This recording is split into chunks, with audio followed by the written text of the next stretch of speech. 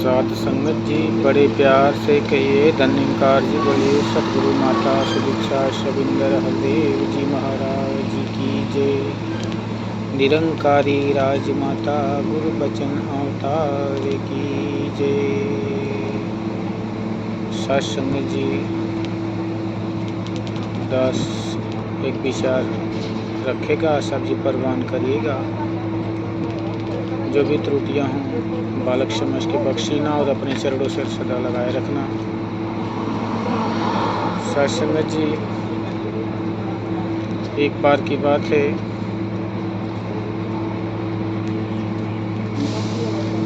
त्रेता में श्री रामचंद्र जी का जब जन्म हुआ, उस समय चारों भाई एक साथ जब शादी हुई, माँ जानकी को लेकर घर आए। फिर कुछ दिन के बाद उनको वनवास हो गया। साध संगत जी जिस समय वनवास हुआ उस समय माता सीता जी का जब हरण हो गया था रावण के द्वारा, तो श्री रामचंद्र जी अपने छोटे भाई लक्ष्मण जी के साथ जंगल के रास्ते से सीता की खोज में भटक रहे थे। उस समय का वर्णन है साध संगत जी। माता सती शंकर जी के साथ अपनी कुटिया पे विराजमान है। सीता पति श्री रामचंद्र जी लक्ष्मण जी के साथ जा रहे हैं।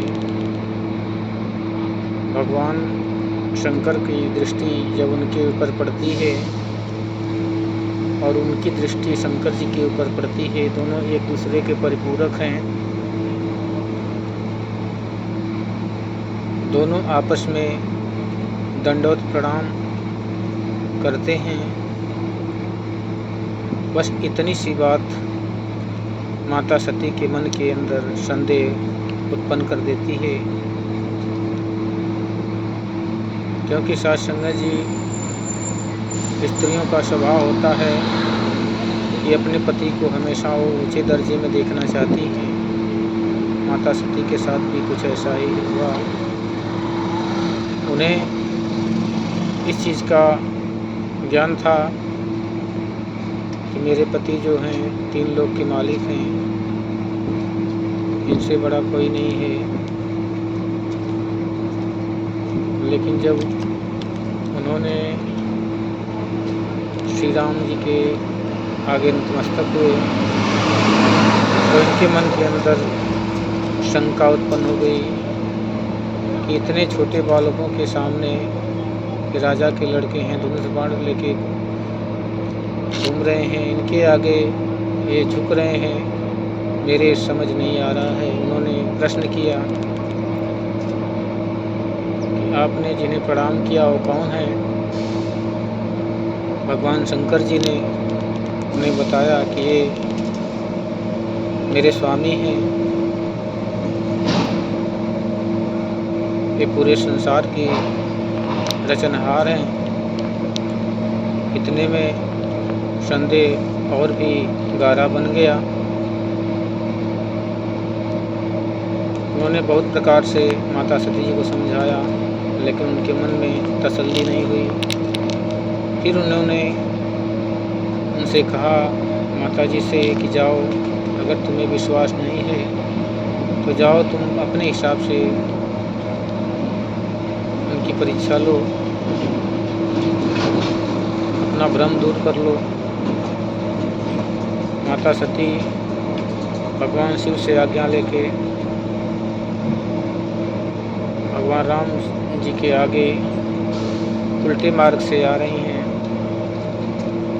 सीता जी का वेश बनाकर। लक्ष्मण जी देखते हैं, कहते हैं भैया सीता माता आ रही हैं। प्रभु अंतर्यामी हैं, सब कुछ देख रहे हैं, जान रहे हैं। उन्होंने प्रणाम करके प्रश्न किया कि माता, आप अकेले ऐसे जंगल बियाबान में क्यों भटक रही हैं? भगवान शंकर जी के साथ क्यों नहीं आई?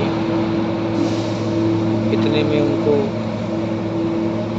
इतनी शर्म आ गई, संकोच आ गया कि ये तो मेरी असलियत जान गए।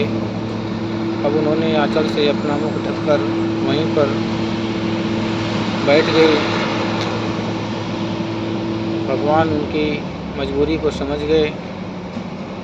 उन्होंने कुछ ऐसा दृश्य किया, उनके मन के अंदर ऐसी छाया उत्पन्न हुई जो सभी ओर जब वो आंखें उठाकर देखती हैं तो राम लक्ष्मण सीता हर तरफ उनके साथ में ही बीच में चल रही हैं। क्योंकि साथ संगत जी,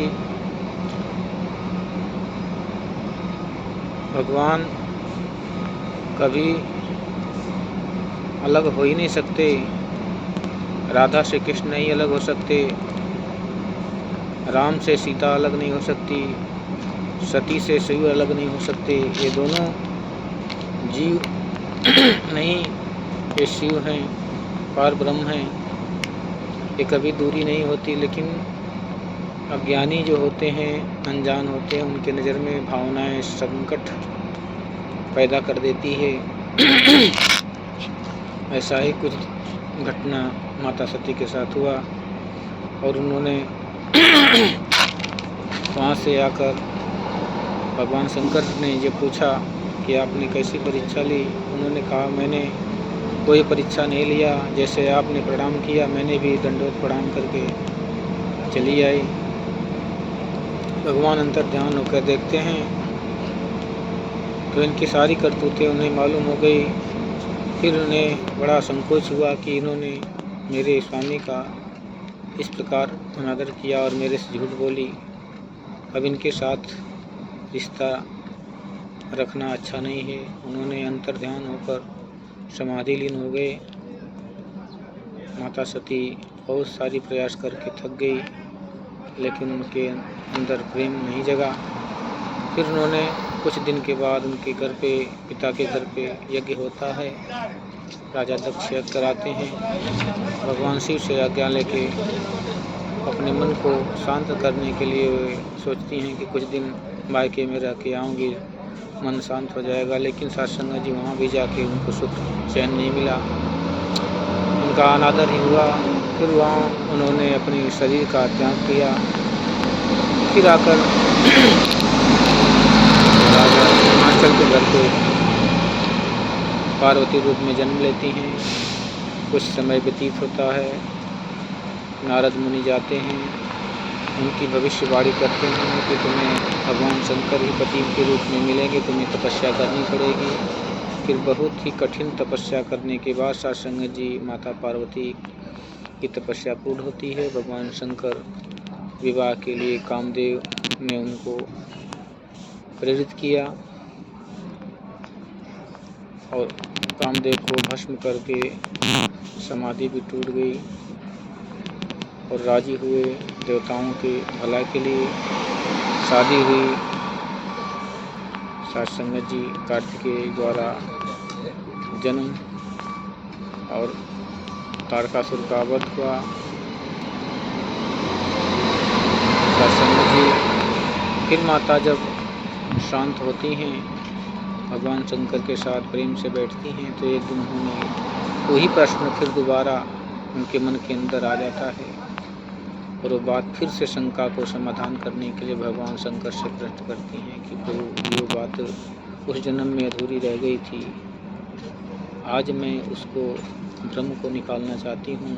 आज मेरे मन में भगवान के प्रति प्रेम उपजा है। आज मैं प्रश्न करूँगी आपसे, आप उसका भ्रम को, मेरे भ्रम को दूर करिए। सत्संग जी कहती हैं कि भगवान जो राम हैं, क्या वही पार ब्रह्म है या कोई और? अगर वो राजा हैं तो पार ब्रह्म कैसे हो सकते हैं? ये मन के अंदर फिर उनके संदेह होता है। संदेह को मिटाने के लिए वे भगवान शंकर से आग्रह करती हैं प्रेम पूर्वक और भगवान शंकर उन्हें बहुत अच्छे से इस रामचरितमानस का कथा उठाकर उनको शंका को समाधान करते हैं। सत्संग जी, भक्ति में मन के अंदर बहुत सारी शंकाएं पैदा होती हैं और इन शंकाओं को दूर कर लेना अपने सतगुरु के द्वारा, संतों के द्वारा जरूरी होता है। नहीं तो ये शंकाएं हमें एक न एक दिन भ्रम में डाल देती हैं। इसलिए अगर किसी के मन में कोई शंका हो तो उस शंका को मिटाने के लिए निरंकारी मिशन में आए। सारी शंका दूर हो जाएगी, मन के सारे भ्रम टूट जाएंगे, सारी दीवारें मन की गिर जाएगी और पार ब्रह्म परमेश्वर का साक्षात दर्शन हो जाएगा। सत्संग जी प्यार से कहिए धन्यवाद।